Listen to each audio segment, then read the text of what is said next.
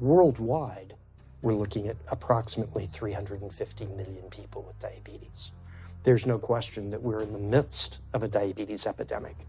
Right now, 1 in 3 Medicare dollars is spent in the care of people with diabetes. 1 in 10 total healthcare dollars is spent on people with diabetes. There's no question that this is a major problem.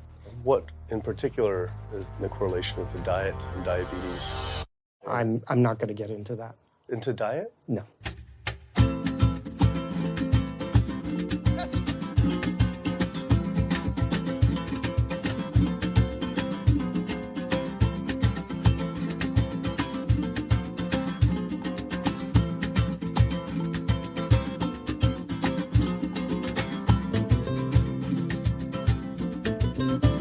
My name's Kip. I'm a filmmaker from San Francisco and I have a confession to make. I'm a recovering hypochondriac. Like so many of us, I have a family history of diabetes, heart disease, and cancer. My dad had his first heart bypass at 49, his second at age 50. My grandpa died young from diabetes complications, and both my other grandpa and grandma died of cancer. I was always paranoid that I would also get one of these diseases. Like any good hypochondriac, WebMD Symptoms Checker was essentially my browser's homepage. Even in my teens, I took Metamucil every day and a daily aspirin. I read all the latest self-diagnosis books, I ate every multivitamin I could get my hands on, and I was obsessed with bodily functions. I followed all the large health organizations' recommendations for preventing disease. I exercise regularly, don't smoke, don't drink soda, get enough sleep, reduce stress, and grew up eating what I thought was a healthy diet. Until... World Health Organization this morning has classified processed meat such as bacon and sausage as carcinogenic, directly involved in causing cancer in humans. Processed meat is clearly linked to an increase in cancer. Hot dogs or bacon could be just as dangerous as smoking cigarettes. The World Health Organization had looked at over 800 studies from 10 different countries, finding a direct link to consuming processed meat and cancer. Just one serving of deli meats daily increases your risks of colorectal cancer by 18%. I had no idea that what we ate affected cancer rates, but I never felt like I had eaten a lot of processed meats until I realized that processed meat includes hot dogs, bacon, sausage, salami, ham, pepperoni, cold cuts, and deli slices, basically everything I grew up eating. The World Health Organization classifies processed meat as a Group 1 carcinogen, the same group as cigarettes, asbestos, and plutonium, and classifies red meat as a Group 2 carcinogen. Was this like I had essentially been smoking my entire childhood? If processed meats are labeled the same as cigarettes, how is it even legal for kids to be eating this way? I thought this was new information, but many of these studies have been around for 50 years. I couldn't believe I'd been eating processed meats virtually my entire life and was just now finding out how dangerous they are.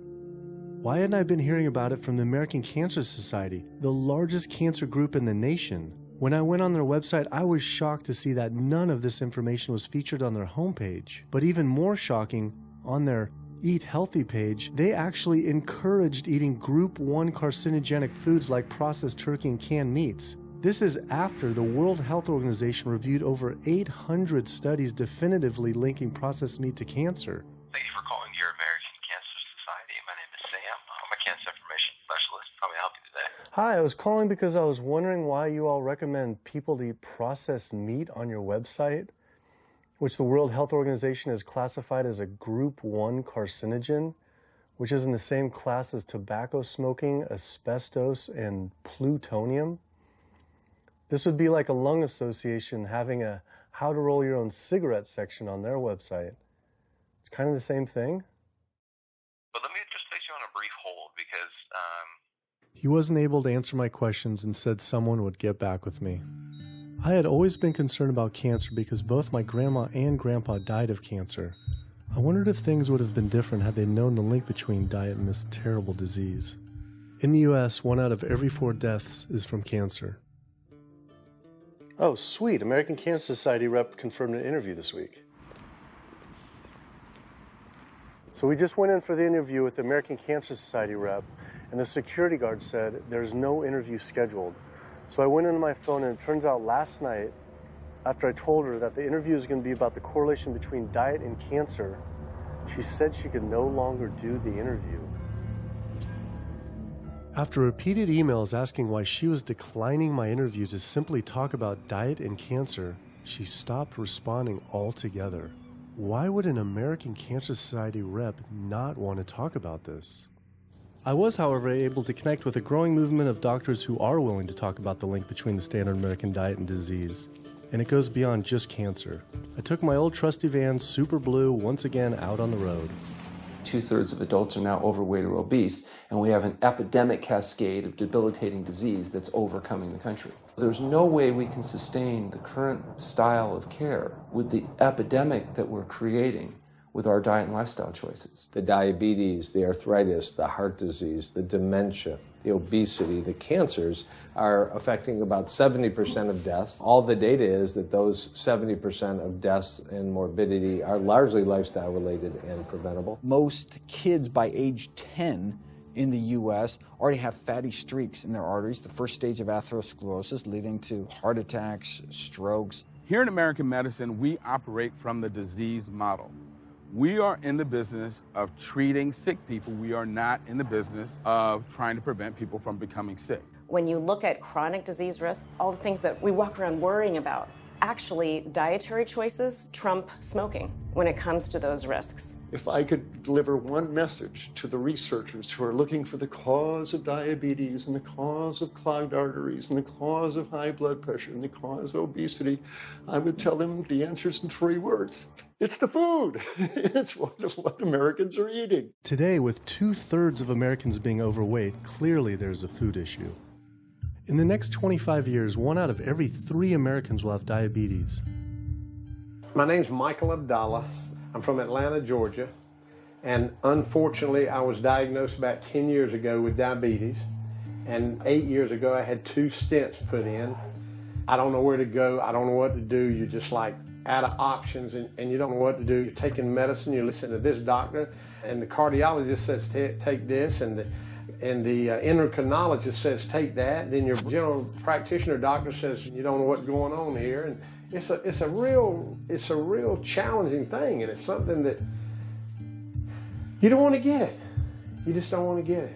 Government and media almost exclusively blame lack of exercise and sugary foods as a cause of diabetes. But I wanted to talk with an actual expert on the role of diet and diabetes. I went to speak with premier physician, diabetes expert, and researcher, Dr. Neil Barnard. What role does sugar play in causing diabetes? It drives me crazy. Diabetes is not and never was caused by eating a high carbohydrate diet, and it's not caused by eating sugar. The cause of diabetes is a diet that builds up the amount of fat into the blood. I'm talking about a typical meat-based, animal-based diet. You can look into the muscle cells of the human body and you find that they're building up tiny particles of fat that's causing insulin resistance. What that means is the sugar that is naturally from the foods that you're eating can't get into the cells where it belongs. It builds up in the blood, and that's diabetes. I had never heard that meat was associated with causing diabetes. We had always been told that sugar or obesity caused it. Renowned weight loss bariatric surgeon Dr. Garth Davis, though, agreed. Everyone thinks that you get diabetic because of carbs. They did a huge study in that EPIC study, 500,000 people. Carbs consumption was inversely related with diabetes. In other words, the more carbs someone ate, the less diabetes they had. But meat was strongly correlated. Get that aha moment. The starches, the carbs are good for you. They're not bad for you. This idea that carbs make you fat is utterly ridiculous. Carbs cannot make you fat in and of themselves. We have storage in our muscles and in our liver for carbs called glycogen. So when we eat carbs, we either store it or we burn it. Now, eat fat, that goes straight to your fat. Your body can't turn those carbs into fat unless you're really overdoing the calories. Obesity, it's a death sentence. You're at much higher risk of getting cancer. You're almost certainly going to get diabetes. I mean, no one wants to fat shame, and we all want everybody to be comfortable with our bodies, but this movement to be comfortable with our bodies has made us comfortable with being sick, and that's a huge problem. I go into the hospital and I look around me, people on dialysis, all these sick people, and just about every disease in there is because of what people are eating. Here's the thing. If I eat a sugary cookie, The sugar lures you in like the Trojan horse, but waiting inside that cookie is a huge load of butter or shortening, and that's what fattens you up, and that's the part that leads to the diabetes. It's the fatty foods, not really so much the sugar. It's not that sugar is good for you. There's no nutrients in it. It's excess calories. But when you eat sugar, you don't get inflammation right away. When you eat sugar, you're not getting plaques forming in your vessels. When you're eating sugar, your body's going to store most of it as glycogen or burn it as calories. And so this focus on sugar has taken all the focus off meat, dairy, eggs, pork, turkey, chicken. People need to understand, if their child gets diabetes, you've just taken 19 years off their lifespan. We're talking life and death. I realized there was so much more about diet and disease that I hadn't ever learned. It felt as if this information had been practically withheld. Processed meat causes cancer. Sugar doesn't cause diabetes. I had doubt about the claims these doctors were making, so I did some searching on my own. Harvard researchers looked at 9 prospective studies finding that just one serving of processed meat per day increased risk of developing diabetes by 51%. The link between eating meat and developing diabetes became undeniable. But when I went on the leading diabetes organization's website, the American Diabetes Association, not only did they not have this information front and center, they were featuring recipes for red and processed meat. And on their recipes for healthy living, they had bacon-wrapped shrimp? What the hell? All right, send an email to American Diabetes Association, see if they'll get back to us. As destructive as diabetes is, it pales in comparison to heart disease. Over 17 million people die every year from cardiovascular disease. It is the leading cause of death around the world. Nearly 1 out of every 3 people will die from this disease.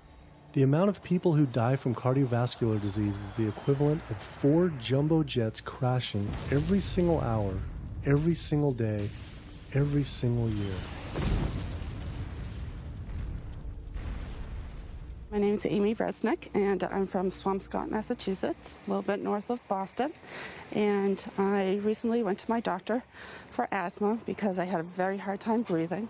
And while there, she did some blood work, and one of the tests was C-reactive protein, and on a scale there was a scale of 1 to 3, 1 being low for cardiac event, 3 being high for cardiac event, and my number was 10.82.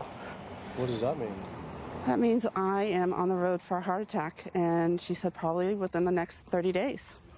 30 days? 30 days, if I'm going the way I was going.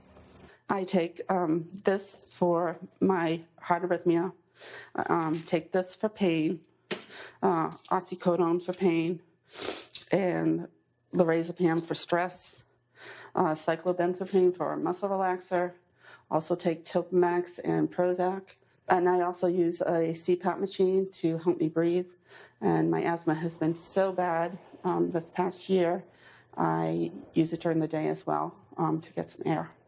I am tired when I wake up. I'm tired during the day. I take a nap. I'm still tired. I can't breathe. And I know I need to make a change for my health, or else I'm not going to be here for my family. When we speak of heart disease, I would say the role of alcohol is pretty small. The role of sugar is very small too. Smoking is big, but the good news is that most people have quit or never did smoke. The problem with animal-based diet, its contribution to heart disease is huge and it is pervasive. All this expensive imaging, procedures, bypasses, medication, none of which has one solitary single thing to do with the causation of the illness. So you die of a completely benign foodborne illness that never had its causation treated. When we eat these kind of dead meat bacteria toxins, within minutes, you get this burst of inflammation within your system such that you basically paralyze your arteries. You get this stiffening of the arteries, their inability to relax normally in half. So it's not like decades down the road eating unhealthy, there'll be some damage. No, we're talking damage right then and there within minutes of it going into our mouth. Many people are given the diagnosis of Alzheimer's disease when it's not true Alzheimer's at all. The vast majority of people suffer dementia due to their tiny blood vessels in their brain clogging up and their nerve cells being shortchanged of oxygenated blood. And guess where that blood vessel dementia comes from? Those little tiny arteries are clogging up from that steady stream of fat, cholesterol, etc. It's really quite clear from the standpoint of cancer and the standpoint of cardiovascular disease that animal protein plays an enormous role. Is chicken better? It's a question of whether you want to be shot or hung. The flesh food that I would eliminate from the American diet would be poultry, would be turkey and chicken. A brilliant advertising campaign has convinced people that, oh, it's white meat, it's healthier. The leading source of sodium in the American diet for adult is chicken. It can be labeled all natural chicken, but be injected with the salt water, having up to 800 milligrams of sodium. Heterocyclic amines are clear-cut carcinogens, and they can form in any kind of meat as it's heated, as it's cooked. But by far the biggest source is chicken. We sent researchers into fast food and family restaurants. Not only were there carcinogens in every single restaurant, but we found them in every single chicken sample that we took. If somebody brings their family in and they're buying a bucket of chicken, nobody tells them that there are carcinogens. If you're selling carcinogens to people, you've got to warn them that they're in there. But the American Cancer Society encourages people to switch from red and processed meat to chicken. Why would the American Cancer Society tell people to switch from eating one carcinogenic food to another when a Harvard University study showed that men with prostate cancer who eat large amounts of chicken increased their risk of the disease progressing 4 times? The number one dietary source in America of cholesterol is chicken because of the volume of chicken. You know, chicken's become grilled chicken and organic chicken. It's machismo, but it has nearly as much cholesterol per gram as red beef. So just on sheer volume, it's the number one source. Yeah, eggs being close behind. I never really thought about eggs much. I just thought of them as a standard part of a healthy diet. But then I found a study suggesting that eating just 1 egg a day can be as bad as smoking 5 cigarettes per day for life expectancy. The yolk of a hen's egg is the most concentrated glom of saturated fat and cholesterol. It is made to run a baby chicken for 21 days with no outside energy. It is pure fat and cholesterol. And when we put that into our bloodstream, it coats our red blood cells. Our blood gets thicker and more viscous. It changes our hormone levels. It raises our cholesterol levels. There's nothing healthy about eating the yolk of the egg. But I thought cholesterol and saturated fat wasn't an issue anymore. You know, these saturated fat studies that have come out trying to vindicate saturated fat, there's a campaign by the dairy industry, right? Number one source of saturated fat is dairy. It's not meat. 2008, the global dairy industry got together at a meeting and explicitly, read their agenda, was to neutralize the negative impact of milk fat by regulators and medical professionals, unquote. So what did? They funded studies. The main study that started the whole saturated fat media craze was funded by the National Dairy Council. The egg industry similarly funds studies that confuse consumers by making claims that eggs don't negatively affect heart function. That is, only when compared to eating a McDonald's sausage McMuffin? So what they're really saying is that eating eggs is just as bad as eating a McMuffin. When you eat foods like beef or steak or a processed meat, a hot dog, you're not just getting saturated fat. You're also getting other additional toxins that are in that food. There's heme iron, carcinogens, processing chemicals. This is all a lot more complicated than just looking at saturated fat. You know, the strategy is not on making their products any safer. The strategy is to just try to confuse the public, to introduce doubt. You know, there's a famous tobacco industry memo. It's called Doubt is Our Product. That's all they had to do. They didn't have to convince Americans that smoking was healthy, right? They just had to introduce doubt. Then they would win. If there's just enough controversy, people kind of throw up their hands, I don't know what to eat. Confusion is their game. I really don't think people thought what they ate led to heart disease. They think, oh, it's genetic, my parents had it. And I don't think people really think that what they ate led to diabetes. I think, oh, my parents had it, I was going to get it. And certainly cancer, they don't think that way. People have bad lifestyles that they've inherited environmentally. They've been exposed to a certain way of eating and living that they've carried on into their adulthood, passed on to their children. That is why they go on to develop the same diseases that their parents and grandparents may have had before them. But it is not inevitable. Even if you have a genetic predisposition, doesn't mean it's going to necessarily manifest. And what determines whether it manifests or not may be those epigenetic variables, the things that you can control, the environmental factors, the dietary factors, the lifestyle factors. So we can actually change the expression of genes, tumor-suppressing genes, tumor-activating genes, by what we eat, what we put into our body. So, you know, even if you've been dealt a bad genetic deck, you can still reshuffle it with diet. I had always thought that I would develop heart disease at a young age because both my dad and grandpa had heart attacks. I was taught that they were genetic, but their heart attacks probably had less to do with genes and more to do with their diets high in meat. That's why when I went on the American Heart Association's Heart Healthy Recipes page, I could not believe they had an entire section on beef recipes. This was just like the American Cancer Society encouraging eating Group 1 carcinogens on their site. Meatloaf, pork loin, steak on your recipe list? Are you kidding me? It's like this menu is trying to give people heart attacks. Your website, we noticed Heart Healthy Recipes, and we were kind of bewildered by why there's a bunch of recipes on a whole section on beef recipes, and there's also a section on egg recipes when there's such a strong link between beef, red meat, and heart disease. I honestly don't know because I don't do that, I guess. That's not what I do. Another organization rep that wasn't able to answer my questions, but he said that he'd have someone get in touch shortly. I was, however, able to talk to the president of the American College of Cardiology, Dr. Kim Williams.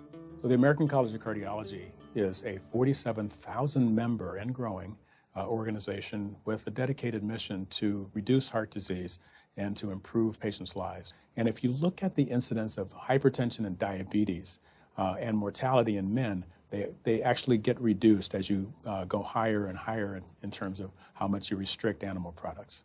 What about fish? So fish is a little different. You've got the 4 worries, which is PCBs, mercury, saturated fat, and cholesterol. And the cholesterol is all over the place. You can hit tuna in water, that'll be almost less than a glass of milk, to salmon or tilapia, which is higher than a pork chop. If you look objectively at fish, what you find is they've become essentially mercury sponges. And that's why in many parts of the country they warn you, don't have more than so many of these fish a week because it's getting too much mercury can kill you. Fish are eaten by bigger fish who are eaten by bigger fish, and these pesticides and herbicides bioaccumulate in the fish flesh. And these big fish, including the salmon, which people think is the healthiest fish, truth is the amount of pesticides and herbicides in the flesh of these fish are shocking, and they have estrogenic and cancer-promoting properties in them. They'll say, well, but don't sardines have less concentration of toxic waste product than other ones?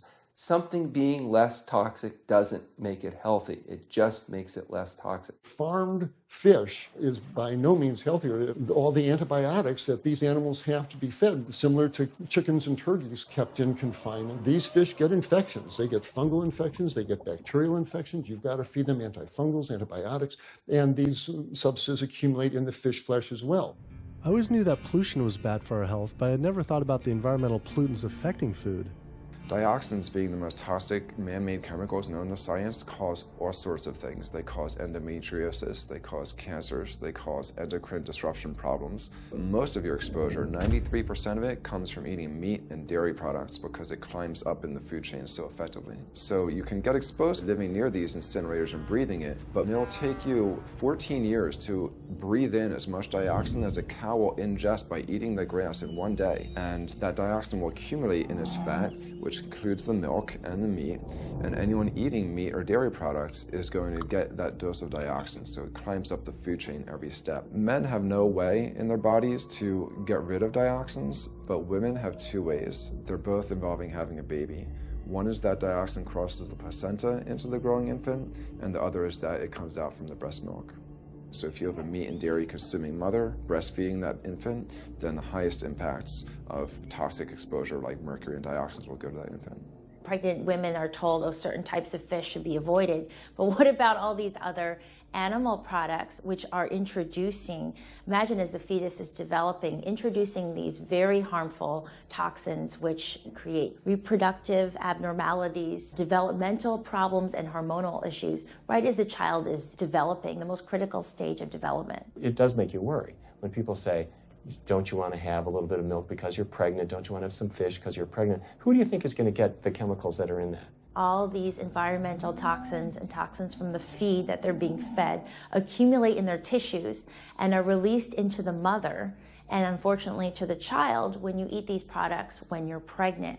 So this includes antibiotics, hormones, steroids in animal feed. Commercial animals are largely fed GMO corn and soy, which are very laden in pesticides. PCBs have been banned since the 70s, but they persist in the environment. Dioxins, all of these compounds can create hormonal, reproductive, developmental damage as well. Eating organic beef, poultry, pork, or fish will not help you avoid contaminants like mercury, like dioxins, like strontium-90, because they fall out over all sorts of farm fields and water bodies, and they don't skip over the organic fields.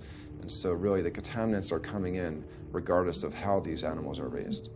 I had always been concerned about the possible health impacts of GMOs, but then found out that most of the world's GMO crops are actually consumed by livestock, with dairy cows consuming the most per animal. This fact, with everything I'd learned about bioaccumulation, made dairy terrifying, especially considering how much cheese I ate in my life. Cheese is an amazing product when you think about it. It's probably one of the single best foods at compromising health that you're going to actually feed to people. Think about it. You've got an animal product, so you've got all the issues of biological concentration. You have a highly processed food product, and not only does it have naturally a lot of saturated fat, but you put a lot of salt into it. There's a strong link between dairy foods and autoimmune diseases, and so that can show itself up as excessive production of mucus and exacerbation of asthma in kids who are prone to that, and even adults. And also there's an association between dairy foods and multiple sclerosis and type 1 diabetes, which is an autoimmune disease, and other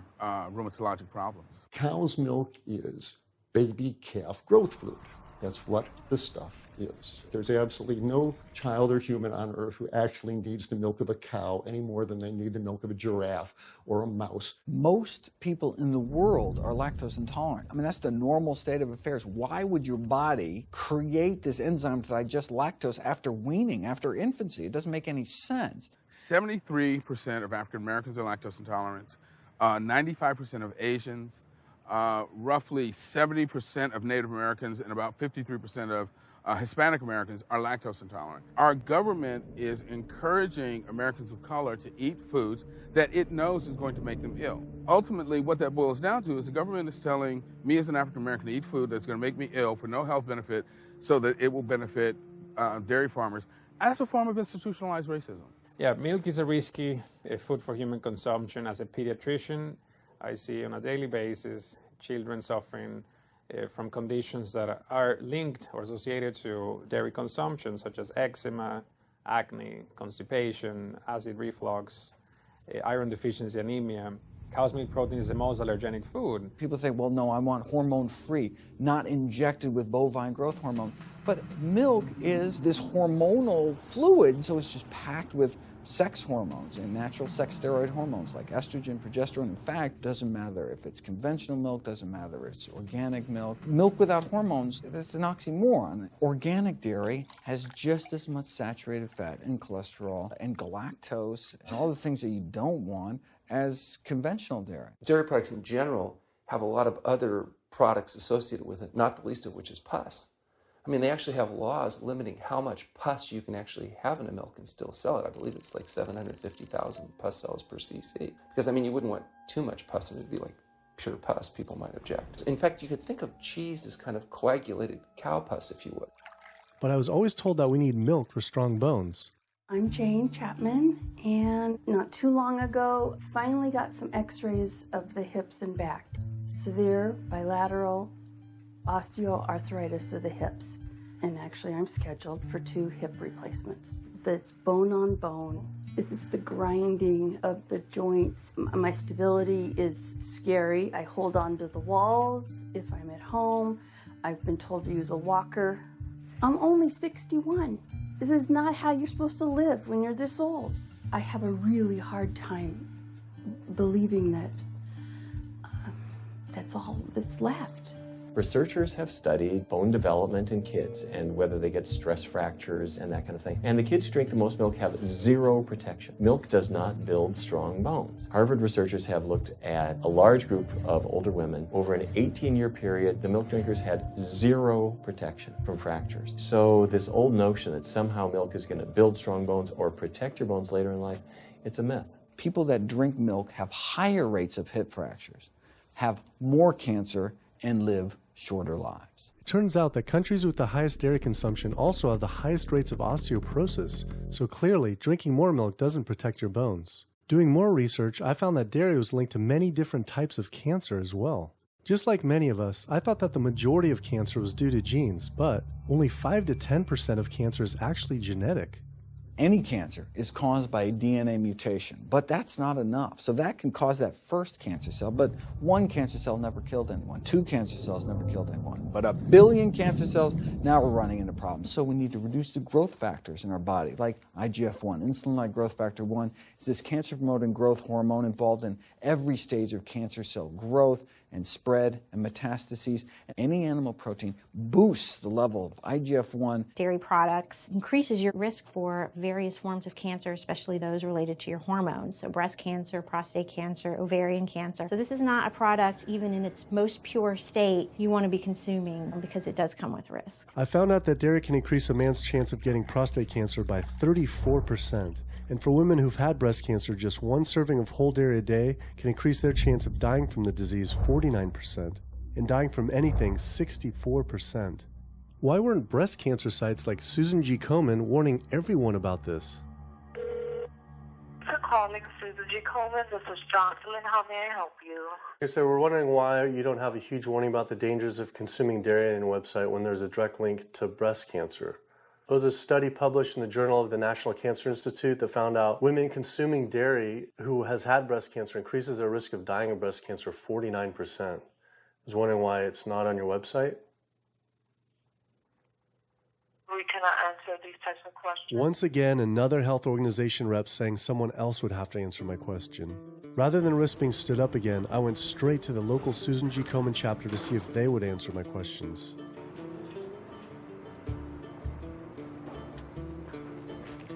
They didn't want to answer my questions in person either, and told us to stop filming, but promised they would connect me to the national office directly. Susan G. Komen's Pink Ribbon campaign had done a lot to raise awareness for breast cancer, although it was confusing to see pink ribbons on dairy yogurt containers. Breast cancer can be prevented with a healthy diet and lifestyle, but we're not. We're talking about pink ribbons and putting all the money into research for the cure. I, for one, know that I would want my daughter, my mother, me, I want to focus on not getting to that point, and that's where I would like to see more energy and effort put. I had been a hardcore cheeseaholic virtually my entire life, despite the risks, but like so many others, I seem to have been addicted to it. It turns out that the casein protein, that's the main protein in dairy products, and particularly in cheese, it breaks apart in the human digestion to create what are called casomorphins, casein-derived, morphine-like compounds that go to the brain, and they attach to the very same receptor that heroin attaches to. Don't get me wrong, they're not as strong as that, but they are strong enough to make you come back again and again and again, despite the fact that you're gaining weight, you're more unhealthy than you've ever been, but that cheese just calls out to people. Casomorphin may play a role in SIDS, and sudden infant death syndrome, may play a role in autism. This is one of the reasons why we don't want infants drinking milk from cows. Human breast milk has 2.7 grams of casein per liter, compared to 26 grams per liter for cow's milk. That's practically 10 times more. No wonder it's so addictive.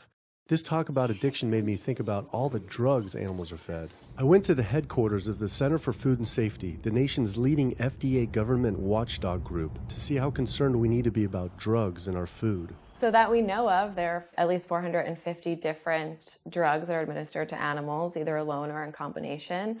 These drugs are given to animals for a variety of reasons, very, very few of which are actually beneficial to consumer health. We've got drug companies that work real hard to make sure they can sell lots of drugs to people raising cows, pigs, and chickens. The pharmaceutical industry sells 80% of all the antibiotics that it makes in the United States to animal agriculture. Antibiotic residues are found in meat, other antimicrobials are found in meat, there's been ractopamine found in meat, there's been hormones found in meat. So right there you're talking about 4 different drugs. It could be, in the same piece of meat. The pharmaceutical company is supposed to show the safety of animal drugs. They're not really testing to see what the impacts of these drugs are on humans. They're really looking to see what the impacts of these drugs are on animals. When we try to get information on some of the health studies and the environmental studies, from federal agencies, we get back page after page of blacked out information because the company claimed confidential business information. Consumers have no idea what is in the products that they consume. So how sick something makes me and how bad it pollutes the environment is a secret for a company. In the animal agriculture industry, as in the tobacco industry, these companies really have a vested interest in making sure that the public doesn't have information about their effects and what risks are really posed to consuming them.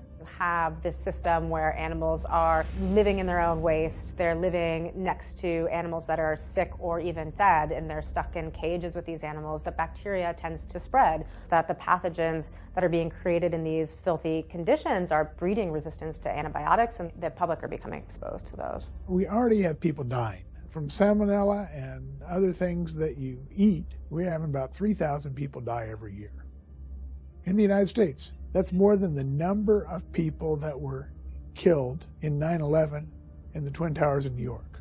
If we had some terrorist organization killing 3,000 people a year, we would be all over it. The antibiotic-resistant bacteria deaths that we have, on top of that, you get 20,000 people dying a year.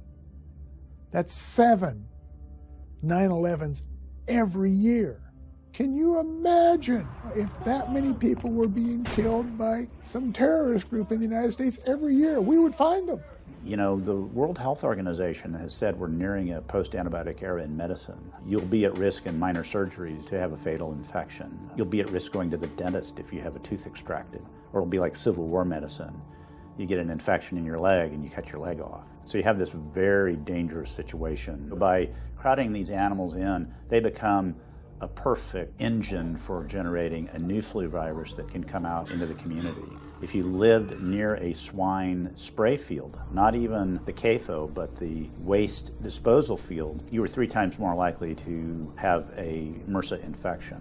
You can't see how it impacts the average person's life in Duplin County, North Carolina, and not be a little upset about it. From an environmental standpoint, from a community standpoint, from all other aspects, North Carolina, we're in a state of emergency. We've already had bouts of swine flu, or H1N1 as they prefer to refer to it. That particular swine flu incident was originated on a farm here in North Carolina. There's approximately the same number of hogs in North Carolina as there are people. Between 8 to 10 times the amount of feces is produced by a hog, an adult hog, as compared to an adult human. 10 million pigs in North Carolina produce the waste equal to 100 million humans.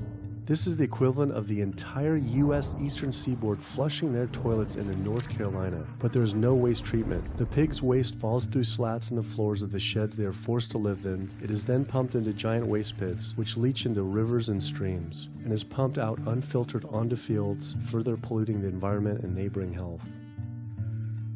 When you go back and you look at where these hog facilities are located, there's a disproportionate number of them that are located near communities of color, low-income communities. It is definitely a human rights issue. My sister, she have asthma, and you know, her brother, he have asthma. He's 3, and we don't know what she might have. I have asthma, I have sinus, I have sarcoidosis, that's the bacteria, and I have a pacemaker, which is 6 sinus syndrome. But you know, mostly everybody in this neighborhood got asthma or either cancer. My neighbor there died from cancer probably just last year. My nephew down the street, he's got cancer. He's in terminal cancer, stage 4. Not a smoker, not a drinker. And it's not in his lungs. It's in his lymph nodes. But see, if you live here and saw the way they do, you wouldn't eat no pork. Well, I don't eat bacon because I know where it comes from. When they die, they go into a box and they decompose because they swell from especially from heat. A truck come and pick them up, take them to the processing plant in Rose Hill, ground them up into feed, and feed it back to the hogs. If I come out this door, if he's spraying there, it's gonna come in my face. It hit you right in the face. It smells like something that you have never smelled before. It smells worse than a dead body. It's the family graveyard. I have my grandmother out there, my sisters, my brothers. When we go to the funeral, he used to spray. During the funeral? During the funeral, yes. During the funeral. Yeah, he spray. And when the people come, everybody be closing their nose up, saying how it stink. They can want to have a cookout on Sunday, he'll spray. Do you think he does it on purpose? I think so.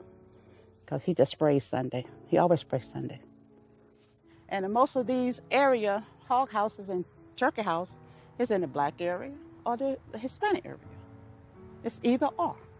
Do you think it's also a civil rights issue? Yes. Yes, I do. Yes, I do.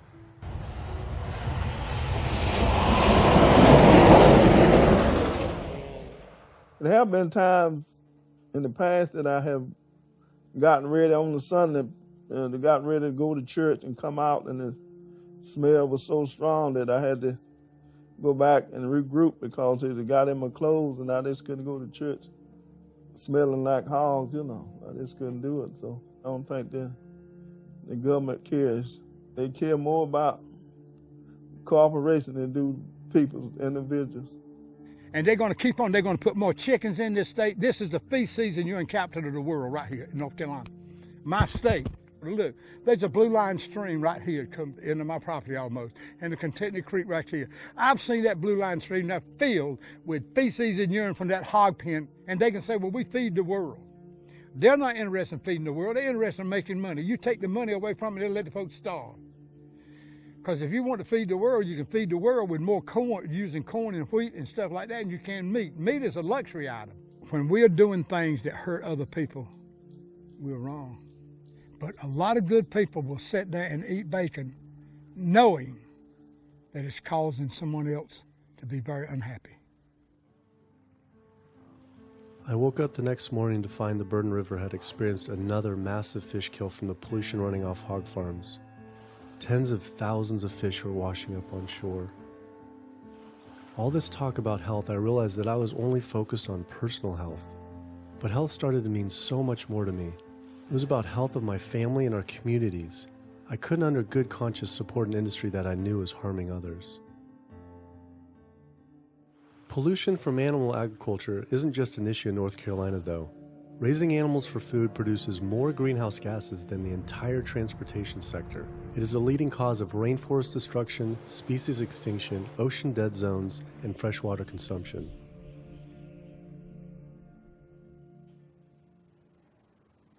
American Diabetes Association actually finally got back, and they agreed to an interview. Preparing for the American Diabetes Association interview, I took a look at their diabetes diet and meal plan recommendations, and they were loaded with foods associated with causing diabetes. How could they expect people not to get diabetes if this was the food they were recommending? And then I saw multiple peer-reviewed studies published on the National Institute of Health website showing that a low-fat, plant-based diet was more than twice as powerful at controlling and even reversing diabetes than the ADA recommended diet that included meat and dairy. Well, the mission of the American Diabetes Association is to identify a prevention and a cure for diabetes.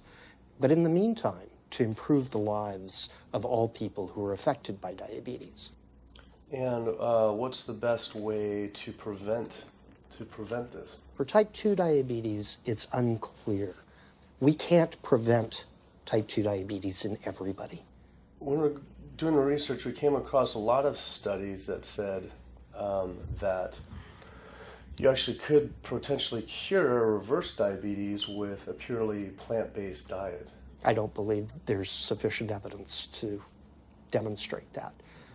How does it compare to the ADA diet that you recommend? We don't recommend a specific diet. We recommend healthy eating. The one that's on the website. We recommend healthy eating. Do you have a whole list of exact day-to-day, the meal plan, the whole meal plan? All they are selections of foods to consider. We do not have a diabetes diet. But with that selections, that you consider that plan compared to a plant-based plan? No one's done that study. We found actually some studies, that a 74-week study found that low-fat vegan diet versus the ADA plan in type 2. I think we're done here. I'm not going to get into an argument about. Oh no, I was just wondering the studies of if this is true or if it shows that. Any diet works. Any diet works if people follow it. But if it's a diet that's not the proper diet, like if anyone follows a diet that they eat I can't tell you what a proper diet is. I can tell you what an improper diet is. So then we can talk about the good diets. I'm not sure why. I'm not going to get into that. Into diet? No. Why If that's where you want to go with this, I'm sorry, I'm not the person that you should be talking to. And why is that, though? If that's what you want to get into, I'm not the person you need to be talking to. Who do we talk to about diet? You can talk to anybody you want. But that's interesting, though. Why not recommend a diet? Because the data don't exist to support it. But if we see data that we looked up that supports it with, like, the NIH, in Europe, the European Association of Diet. We're done. I'm sorry. I'm not going to get into that argument with you. No, it's not an argument. I'm not going to get into the argument. Why is it an argument? It's just talking about in European study of diabetes and other places that have studies why. There are lots of studies. Why is it even an argument? There are lots of studies in the literature, many of which have never been replicated or, frankly, are wrong. That's why we do peer review, okay? The European Association of Study of Diabetes has been peer reviewed? I don't know what study you're referring to, and in the absence of being able to see that study, I'm not going to comment. I could show it to you. I'm sorry, I don't have the time for that. I just don't understand why it's an argument, though. Okay.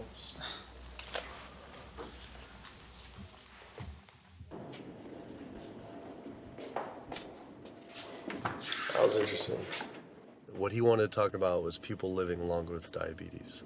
But once you mention eliminating diabetes or prevention, oh, whoa, now you cross the line. Prevention and cure, whoa, let's not go there. Not only did Dr. Ratner, the chief medical officer of the American Diabetes Association, not want to talk about diet, but the fact that he had such an emotional reaction to my question made it feel I was digging into something that he didn't want uncovered. I had always thought there was no prevention for type 1 diabetes, but then I did research and came across countless studies referencing the link between exposure to dairy at a young age and type 1 diabetes. I mean, this is a food made for baby cows. Cow milk protein gets into the bloodstream, and the body says, hey, this isn't supposed to be in the bloodstream. It makes antibodies to the cow milk protein, which then attack the pancreas and destroy the pancreas. How is this possible that ADA wouldn't have this forefront on their website? Why wouldn't they be warning all parents about this, even if there were only a slight chance? Why were they recommending people to actually eat these foods linked to diabetes? It seemed all of the large health organizations were encouraging people to eat the very foods linked to the diseases they're supposed to be fighting against. American Heart Association promoting beef, American Cancer Society promoting processed meat, pink ribbons on dairy products, and bacon-wrapped shrimp on American Diabetes Association. And then it all came together. What if?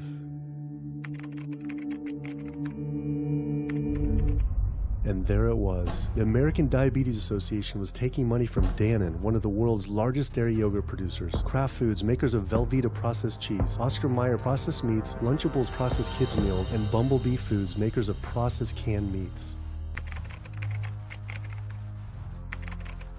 American Cancer Society was taking money from Tyson, one of the world's largest meat producers, and Yum Brand, owner of Pizza Hut, KFC, and Taco Bell. Susan G. Komen was supposed to be fighting breast cancer, was corporate partnering with KFC, Dietz Watson Processed Meats, and Yoplait Yogurt. And the American Heart Association was probably the most disturbing of all, taking hundreds of thousands of dollars from the beef industry, poultry, and dairy producers, and millions from fast food and processed food manufacturers. Every single one of these organizations was taking money from meat and dairy companies that are associated with the causes of these diseases. This would be like the American Lung Association taking money from the tobacco industry. I was sick of not getting answers, so I went to the headquarters of these organizations myself. We have to speak to someone in person. There's millions of people dying from the foods that they're recommending people to eat. I wanted to find out why Susan G. Komen had accepted $35 million from Yoplait when their products can increase a woman's chance of dying from breast cancer 49%. And ask American Cancer Society if taking money from KFC and Tyson was the reason they promote eating meat. But every one of these organizations declined to be interviewed.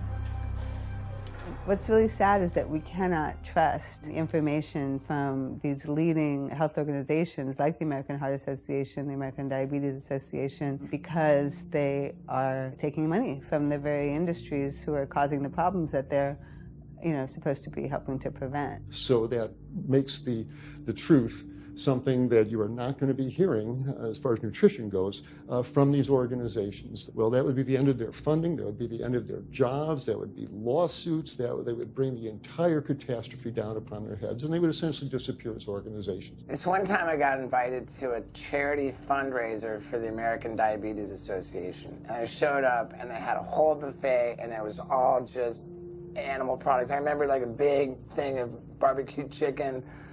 And I was like, I stormed out. I said, like, serving chicken at a diabetes event is like serving alcohol at an AA meeting. It just doesn't make sense. We had scheduled to film an interview with a prominent surgeon, but before we could get inside the building, the hospital's media relations manager stopped us. Actually, I understand that Dr. said that you could film here today, but unfortunately that's not going to be able to happen. I know that he advocates for patients changing their diets, but the hospital makes money off these surgeries, and the reality is he does too. So we can't do anything that's going to negatively impact the hospital, so unfortunately you're not going to be able to film here today. I was sickened by how open she was about the hospital being more interested in profits than people's health. But it wasn't just this hospital or these organizations. Even the U.S. government is involved too.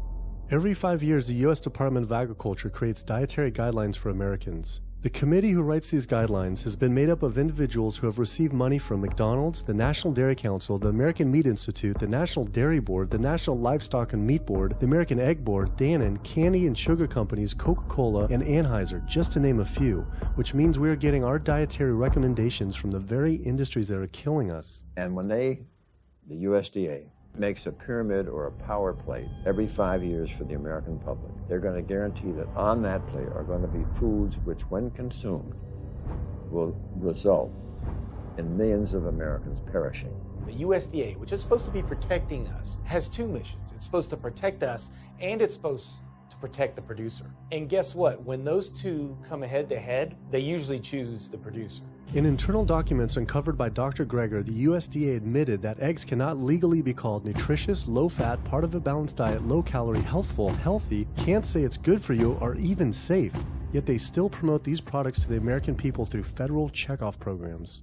If you ask somebody if they've heard of the checkoff program, the odds are they haven't, although daily they are seeing the messaging that these programs produce. So checkoff programs are responsible for the messages that we see on TV, on the internet, on bus billboards and magazines that say things like, milk, it does a body good, or milk life, beef, it's what's for dinner, pork, be inspired, the incredible edible egg. The dairy checkoff program gave $12 million to Domino's to just market cheese-heavy products. And this is the USDA, this is the government. If you've seen those ads for the Pizza Hut pizza, the stuffed crust, or a pound of cheese, those are all government advertising schemes for the industry.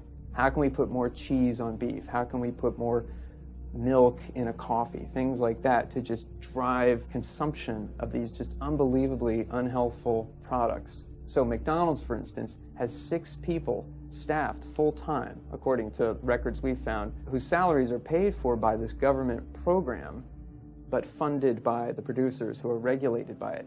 And these 6 people sit there at McDonald's headquarters and just come up with ideas. Triple cheese decker McCheese muffin stuffed bacon cheese slider? With extra cheese? Yes. You don't think of it on a day-to-day basis that these are government programs. The Wendy's bacon double cheeseburger, government program. The steak fajita at Dunkin' Donuts, government program. You would just never think that this just pure garbage from a food standpoint is coming from a federally funded program. That's one of the things that makes checkoffs so incredibly creepy, is that it is our government telling us, eat more beef, drink more milk, eat more cheese, eat more pork.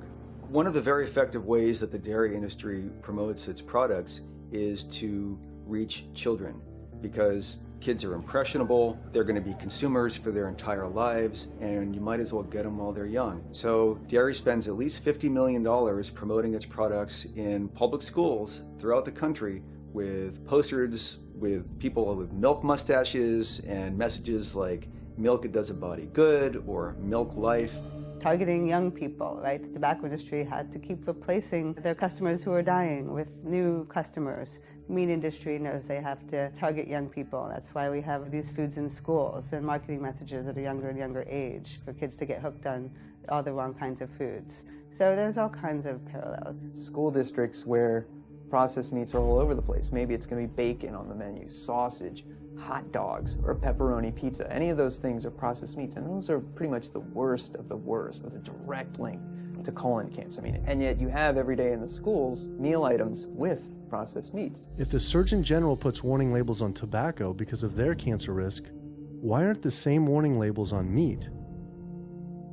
Based on the publicly available data, we know they spend at least $557 million promoting their goods through checkoff programs. We know that they spend at least $138 million lobbying Congress. We expect that they spend a good deal more than that in figures that simply aren't publicly disclosed. The industry's lobbying power is so strong that they can create laws and push through legislation that doesn't benefit Americans in any way, such as ag-gag laws that criminalize whistleblowing or photographing abuses by this industry. Activists in the U.S. can be charged as terrorists for disrupting the profits of any business that uses animals under the Animal Enterprise Terrorism Act, to the even more ridiculous ones like cheeseburger laws.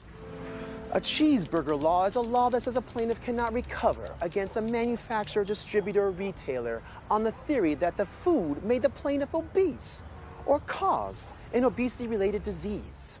Cheeseburger laws are a direct response to a problem that the tobacco industry has had. Big Tobacco has paid $400 billion to state Medicaid programs. Cheeseburger laws proponents say, we don't want to see the same kind of thing happen to the meat and dairy industries. The fact that these laws are based on a model template called the Common Sense Consumption Act is actually ironic, because what they're saying is you, the consumer, should have the common sense to know that our food is bad for you. I've often typified the meat industry to people who maybe don't understand its power and reach as it's got all the money of big tobacco and big pharma, and it has the personality of the National Rifle Association. So any little thing that comes up, man, they beat it to death. Robert Martin wasn't exaggerating. When the profits of the egg industry were threatened by egg alternative company Hampton Creek Foods, extremely disturbing emails were uncovered by Ryan Shapiro and Jeffrey Light. We uncovered documents demonstrating the American Egg Board considers Hampton Creek, quote, a crisis and major threat to the future of the American egg industry. The American Egg Board considers a successful egg replacer company to be such a threat that they joke on their government email addresses about murdering the CEO. In internal government emails with the heads of the egg industry, they suggest having the CEO of Hampton Creek, Josh Tetrick, murdered, including a menacing email from the executive director of the American Egg Board.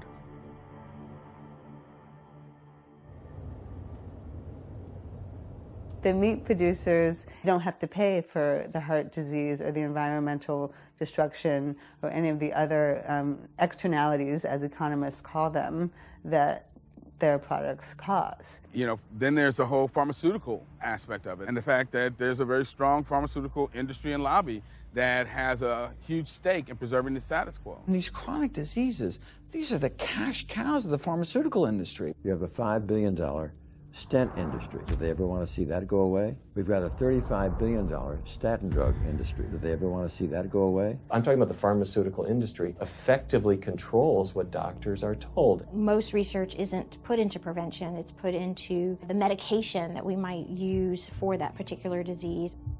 I'm on 2 different high blood pressure medicines, 6 asthma type medicines, even after 4 years of shots. And then another medicine to help take care of side effects from some of those medicines. I'm on high-level antidepressants, a couple of different pain meds for my back and hips. I'm taking about 16 drugs, not counting the insulin in the morning. I take insulin in the morning, insulin at night, 32 to 34 units of insulin. Lantus to be exact. Some of these meds are for diabetes. This is for peeing. I have to use this for my prostate, and then I have to use this for the heart, and I have to use this for blood pressure. And it's just on and on and on and on. The doctors are telling me this is what I got to do for my whole life, and it's frustrating, and it's very stressful, and I don't know how long my liver is going to last taking all this stuff. Under conventional medical treatment, whether it be for autoimmune disease or even conditions like high blood pressure or diabetes, you're told that you have to take drugs, and not just for a week or a month or a year. You're told you have to take drugs forever. You're guaranteed that if you follow your doctor's advice, you'll be sick forever. You'll never get well. That's the guarantee. Because the strategies are all about manipulating the symptoms, not dealing with the underlying cause. You come in with that diagnosis, you get a bunch of pills that have nothing to do with the disease causation, or you get these procedures that have nothing to do with disease causation. It's a deception to say this pill will help you unclog your arteries, this one will save you from a stroke. No, it doesn't. The people who take the statins, etc., they still get their heart attacks, they still get their strokes. This does not reverse disease. This does not make plaques smaller. This is a fraud of massive proportion. In the U.S., treating chronic disease such as heart disease, cancer, and diabetes is a $1.5 trillion industry. That's the GDP equivalent of the 10th richest country in the world. I went back and dug deeper into the health organization's funding, and there it was again. These organizations were accepting millions of dollars from pharmaceutical companies that are making billions of dollars from the very same diseases these health groups are supposedly trying to end. It seemed like a major conflict of interest, unless ending these diseases isn't really the goal. The pharmaceutical industry spends more money on lobbying than any other single industry. Just like animal agriculture, they are so powerful they write their own laws that have had activists imprisoned to silence them. Government's in bed with anyone that gives them the most money, which is the pharmaceutical industry, which is the animal ag industries. Like, they are pumping the government full of money and resources, and in return the government's giving them what they want: subsidies, imprisoning activists that go against them. And I think it's quite telling that these industries are working so hard and spending so much money to criminalize people for simply taking a picture, for simply recording what's going on inside of these facilities and making it known to the public. They're behind walls. They're underground. They're in these secret facilities that no one knows about. But if they did, they would be shocked and outraged. And I think people would not want to think that their pharmaceuticals, that their food are coming from these places. And that's why I think the ag laws are what they are, is because they are trying to silence people into not speaking out and not showing the truth. I finally realized how deep the collusion truly is between government and these industries, and how dangerous it could be to expose them. These concerns intensified after meeting the USDA whistleblower who revealed mad cow disease in the U.S. meat supply. USDA operates like the military. So when I got on TV and that, right away USDA sent out memos to all the veterinarians and food inspectors. If anybody from the media ever contacts you, do not talk to them. Refer them to Washington, D.C., and we will talk to them. So right away, shut up everybody.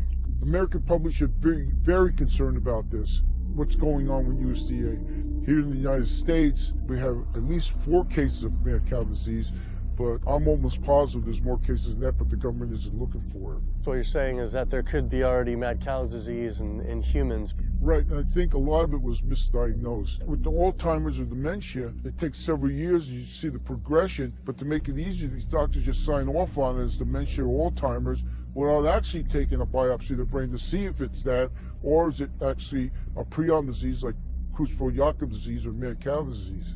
Do you think it's safe to eat meat? I personally don't think it's safe to eat it because of the fact how the line speeds are increasing, and also our inspectors are not well trained enough. At the present time, the line speed now is going about 220 cows an hour. That gives you about somewhere around 4 cows per minute, so that's 15 seconds per cow. These dangerous slaughter speeds means that animal waste ends up everywhere. Testing shows 88% of pork chops are contaminated with fecal bacteria, 90% of ground beef, and 95% of chicken breast sample contain animal waste bacteria. There is nothing clean about eating this way. But it just isn't waste, it's also pus-filled infections. You can see there's a bump or some kind of abscess underneath the hide. Most of the time when the hide's pulled off, Either that will open up the abscess and the pus will come out, or if it's deep-seated, when the inspectors are doing their work or the company employees, they might stick their knife into an abscess and it explodes all over the place. I had heard enough. I was utterly disgusted by the corruption, the greed, the disease, and the abuse I was learning about. The very animals we were killing us and the planet. But so many people eat meat and dairy every day of their lives, and we are so concerned about getting enough protein. Do we have to eat meat to get complete protein? Oh my God. Oh my God. You want me to jump off this building, don't you? Well, first of all protein is made by plants. I'll state that again for the record. All protein is initially made by plants. All of it. And it is not necessary to eat animal tissue in order to get protein. Only plants have the ability to actually take nitrogen from the air, break those molecules apart, and incorporate that nitrogen into amino acids and then make protein. Any protein you get from an animal is simply recycled plant protein. If you ate a diet that was calorically adequate, and even things like brown rice and broccoli, and you got enough of it, you'd get enough both quantity and quality of protein. 2,000 calories of brown rice and broccoli is going to be about 80 grams of protein a day, including the essential amino acids that you need in order to maintain optimum health. I mean, grains are loaded with protein. Beans are loaded with protein. Vegetables are loaded with protein. You really want to get your protein from plants because plant proteins have a much more beneficial effect on our physiology. The funny thing about protein is most Americans get about twice the amount they need. Most Americans get less than half the amount of fiber they need. But the conversation tends to always be about protein. So in my mind, it's just this magical marketing campaign that protein has taken on over the decades. The question is not where do you get your protein, it's where do you get your fiber? I have never in my professional career seen a protein deficiency. I've never seen someone come in eating normal amounts of calories and they're protein deficient. You just don't see that. So human milk has the lowest protein content ever in any species ever tested. I mean, that's the fluid that's been designed by evolution over millions of years. And that's just like the perfect food for human babies, right? Perfect food, lowest protein content any other mammal. And so it gives a sense of kind of protein requirements for food. Anything. So then rat milk, ape milk, donkey milk, any milk has ever been tested. And you hear this a lot in bodybuilders. They're like, well, I need, chicken, or I need fish to be, to be strong, to build muscle tissue. That is utter nonsense. The largest, strongest terrestrial animals on the planet are all herbivores. The biggest, strongest animals are all herbivores. When we bring in people and they're on meaty diets and we transition them to a plant-based diet, we always track what they're eating. Their vitamin intake goes up. Their nutrition overall goes up, dramatically better. And these same people might worry in advance, will I get the nutrition that I need on a plant-based diet? The fact is, you're not getting the nutrition you need on a meat-based diet, and you're going to get dramatically better nutrition on a plant-based diet. For an average-sized guy like myself, I need about 56 grams of protein a day.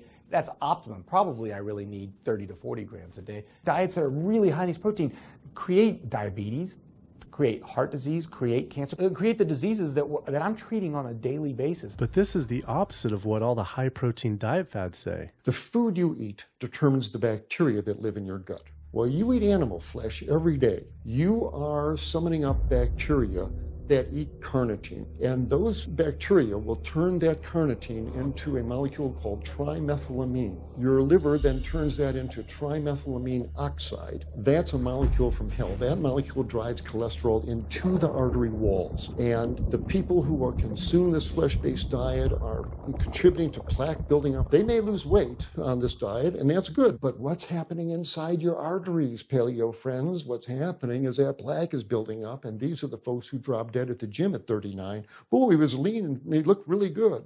But where is that cholesterol going? It's going into your artery walls. So I believe these paleo folks are setting themselves up for an epidemic of clogged arteries, colon cancers, autoimmune diseases. This is not a healthy diet. We are not carnivorous apes. Humans' closest living relatives are chimps, who get 97% of their calories from plants and the remaining 3% mostly from insects. Comparing the anatomy of true omnivores like bears, who eat both meat and plants, to frugivores like primates, who eat almost exclusively plants, the differences are pretty clear. Frugivore teeth have flat molars for chewing plants, where omnivore teeth are serrated for stabbing and tearing flesh. Frugivore jaws can move forward and back and side to side. Omnivore jaws cannot. Omnivores have much stronger stomach acid for digesting meat compared to less acidic stomach acid of frugivores. The intestines of frugivores is 9 times their body length compared to 3 times for omnivores. This is because meat will putrefy in the gut unless it is moved through quickly. If humans were indeed true omnivores, we would need to change our physiology and appearance quite a lot. But we fit every requirement of a frugivore. We may behave like omnivores, but anatomically, we're frugivores. Human beings, unlike bears and raccoons, and to some extent dogs, don't have that mixed anatomy and physiology that you see in the true omnivores, and thus we are not true omnivores. In humans, the canines have become really small and rounded and actually function like accessory incisors. They're utterly useless for ripping and tearing anything other than an envelope. So the idea that the mere presence of the canine somehow means that we're supposed to eat meat is silly. He was right. I always thought my canines were for meat, but what kind of animal could I actually kill and eat raw with these tiny teeth? The thought alone was disgusting. I mean, everybody loves a smoothie made with fruit and even some vegetables, but if you think about putting a fish or a piece of beef in a blender and grinding it up, the thought is absolutely repulsive. All these diseases I had learned about were from eating a diet our body wasn't designed for. What would happen if we started eating a diet our body actually was designed for? The data is crystal clear that you can stop and reverse heart disease with plant-based diets. Scientifically shown, I've seen it in my own patients. People who adopt low-fat plant-based diets can actually reverse their heart disease, and that literally means watching the plaque start to go away, something they didn't think could happen. My experience with patients is, and those studies show, that when people adopt a fully plant-based diet, their cholesterol levels plummet within a few days. And if you do blood tests in a couple of weeks, you'll see dramatic improvements. Yes, your numbers are going to look great within a week or two. Your cholesterol can come crashing down. In fact, if you're on medications, your doctor may have to pull off your blood pressure medication so your blood pressure don't drop too low because it can work too good. Like that, the side effect is not having to take drugs. In a groundbreaking study published by Dr. Esselstyn following patients suffering from cardiovascular disease, 99.4% were able to avoid major cardiac events by going plant-based. Because it's not just heart disease. It's hypertension, it's diabetes, it's strokes, it's heart attacks, it's several of the autoimmune diseases, lupus, asthma, GERD, osteoporosis. I mean, there's a multitude of diseases, even rheumatoid arthritis. It can be so dramatic when you see these poor souls with just absolutely crippled with rheumatoid arthritis go plant-based, then they come off their medication. I wanted to follow up with Jane Chapman, who had been suffering from severe osteoarthritis, and I could not believe what I saw after only a few weeks of fasting and changing her diet. So it's so amazing to see like this only a few weeks later. I know. From going from the walker, needing wheelchair assistance at the airport, to strolling down the street, enjoying the fresh air, the sunshine. 2 weeks. It's all it took, 2 weeks to get off all the meds and start to feel the inflammation just kind of drain out of the body, where the movement was much easier. Just a lot of healing occurred very, very rapidly just by doing the right things for your body. When you're treating diseases with drugs, you know, there's one drug you take for cholesterol, a different class of drugs you take for high blood pressure, different class of drugs you take for diabetes.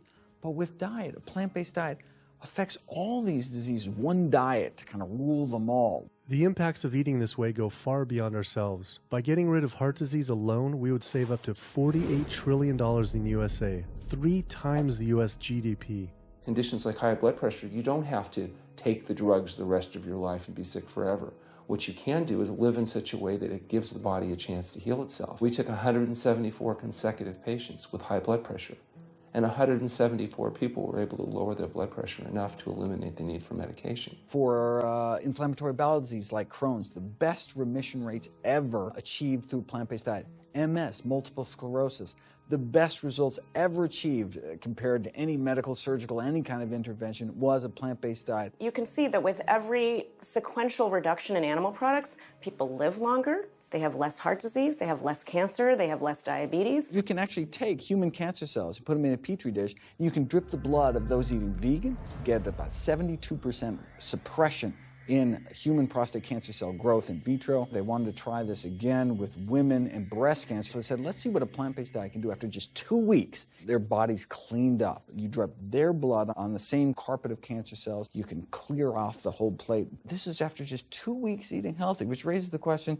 what kind of blood do we want in our bodies? My background is in industrial and systems engineering, and that was my career path for a long time until I got thyroid cancer, and everything changed from there.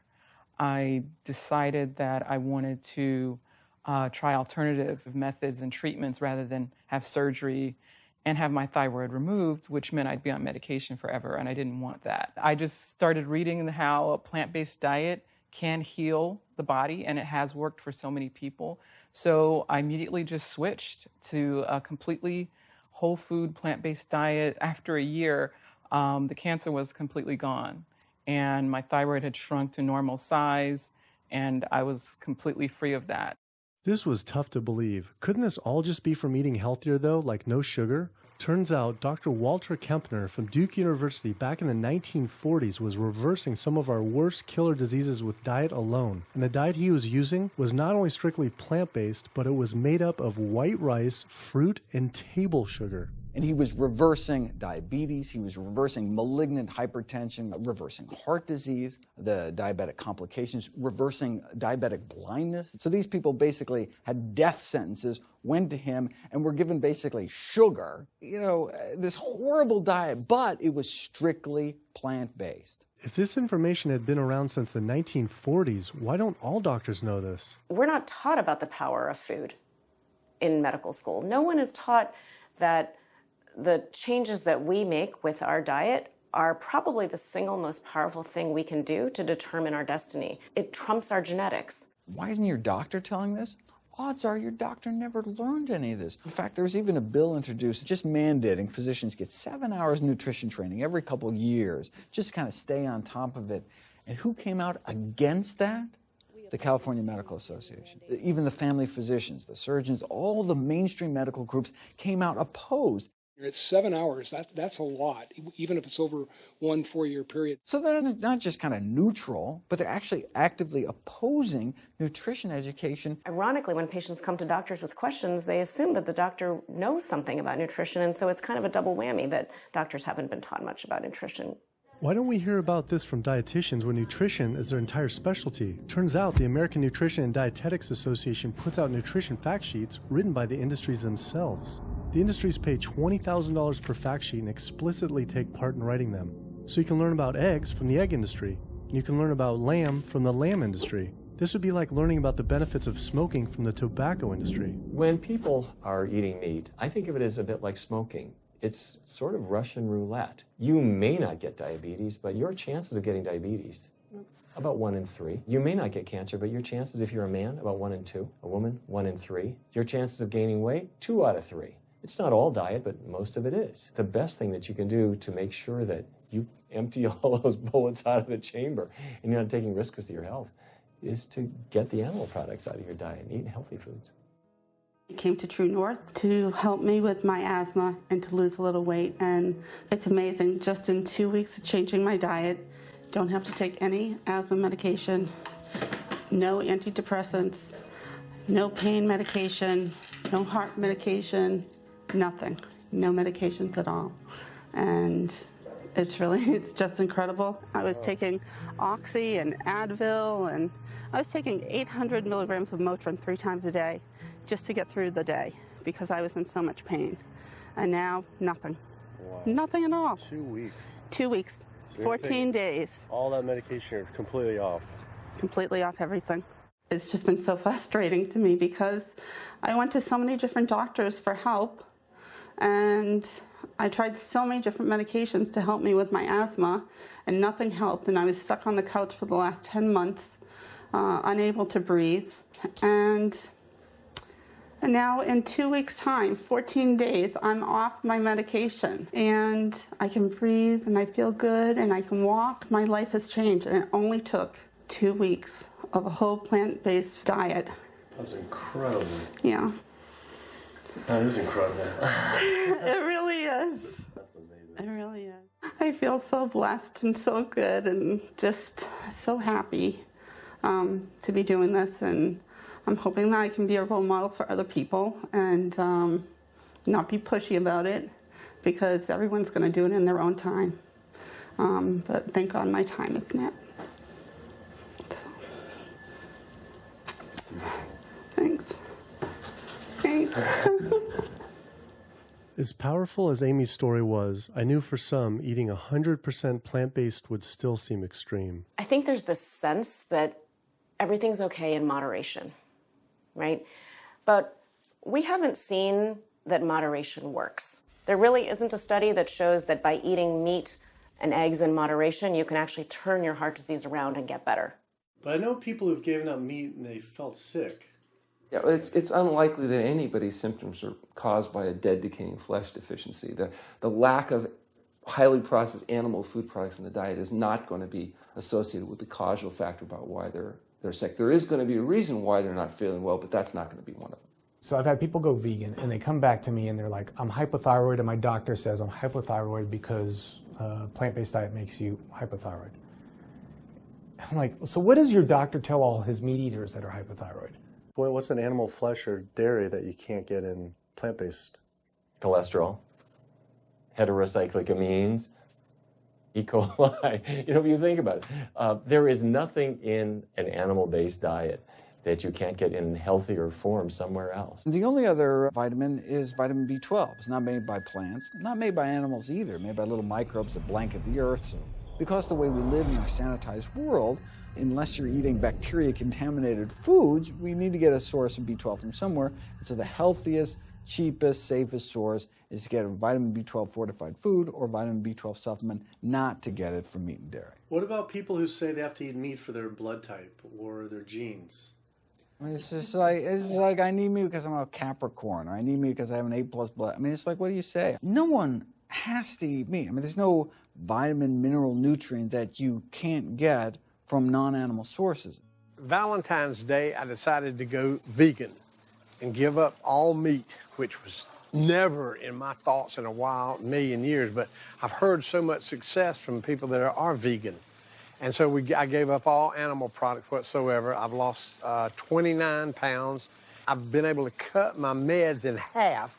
I've been able to cut my insulin in half. And now I'm going for the moon. I'm going to cut it all out. In the last 6 weeks, we've just had 3 grandchildren.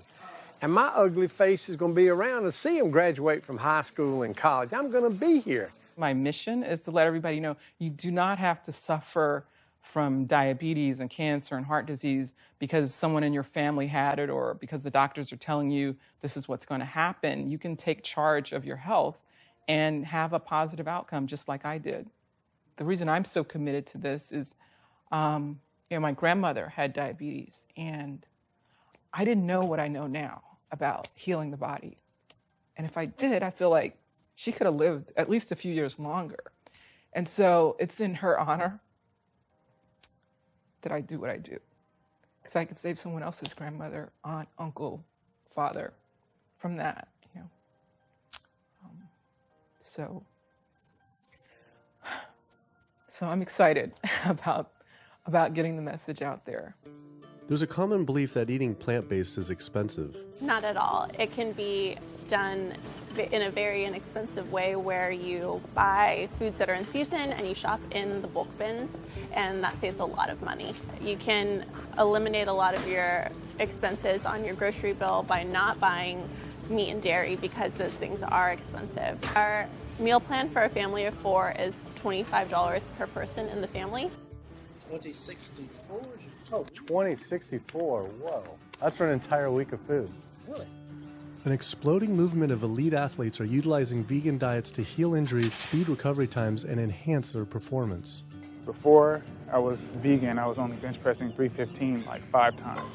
Then after going vegan, I was doing 400, 425, 465. And I was like, oh my God, this is amazing. I'm vegan and I'm bench pressing 465 pounds. This is ridiculous. And as soon as I went vegan, tendinitis started disappearing. My strength in my right arm started coming back. High blood pressure was going down.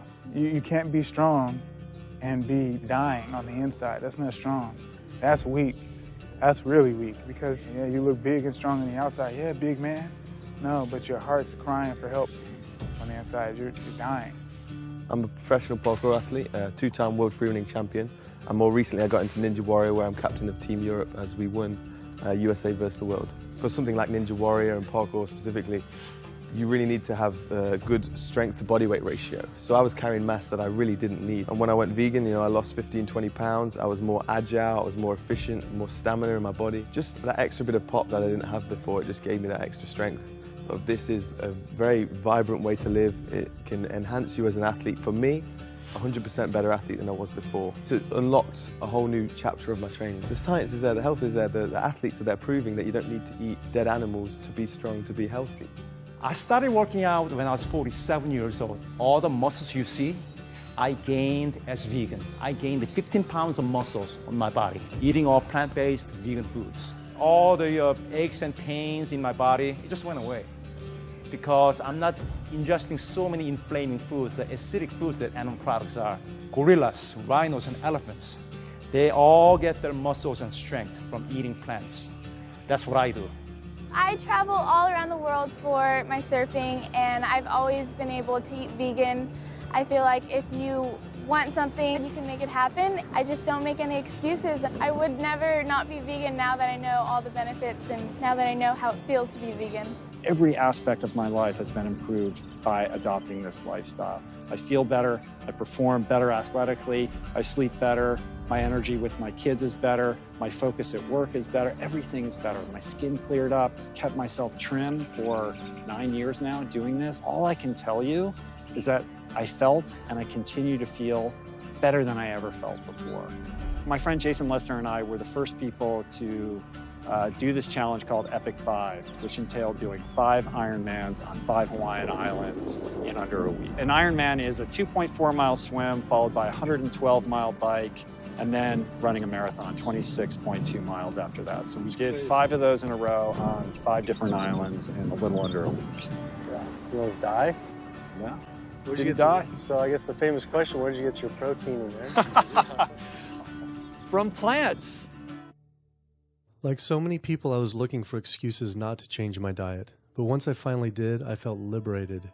Within days, I could feel the blood running through my veins with a new vitality. Within weeks, I felt a transformation throughout my entire body and mind. Not only could I survive on a purely plant-based vegan diet, I could thrive. I felt amazing. I competed in my first marathon in 6 years, training half the amount and beat my personal record by 23 minutes. Less than a month later, I did my first full Ironman. Although I could possibly get away with eating a little bit of meat and dairy without ill effects to my personal health, I could no longer willingly support an industry I knew was causing so much suffering to communities, families, and all life on the planet. A whole new world opened up. I felt whole again, connected to a greater sense of what true health is, and where true health doesn't end with me, but begins with us. If people adopted a plant-based diet, the changes we would see in our individual health, in our national health situation, and in this physical environmental world we live in would be so profound. I mean, today, you can say, I'm not going to eat that stuff anymore. It's one thing that I can do myself personally to make a difference. It will give you a greater sense of well-being and happiness when you know that, one, you're not destroying your health every time you sit down to eat, you're not promoting cruelty, and you're not damaging the earth. I don't want my gains to be at the detriment of the planet of other things. And yet, I'm not weaker, I'm stronger. That's the beauty of it. When you're altruistic, when you make choices for the greater good of others, it comes around, benefits me as well. It benefits us all. Studies show that we can not only survive, but we can thrive. I just feel this is a great way to live, not harming other beings when we can be healthy and happier. I love it. It's a great life. I never thought that I could feel this good at this age, and I just want everybody to feel this way. I feel like a 20-year-old. I'm almost 50. Nothing tastes as good as healthy feels, basically. And so the choices that we make every single day, day in and day out, around our food, has the capacity to bring us true health and optimal wellness, not just individually, but collectively, as a species and for our planet. We're not going to live forever, but while we are alive, we can live well. And for me as a doctor, that's what I want to see. Where there's a will, there is a way. And I believe that.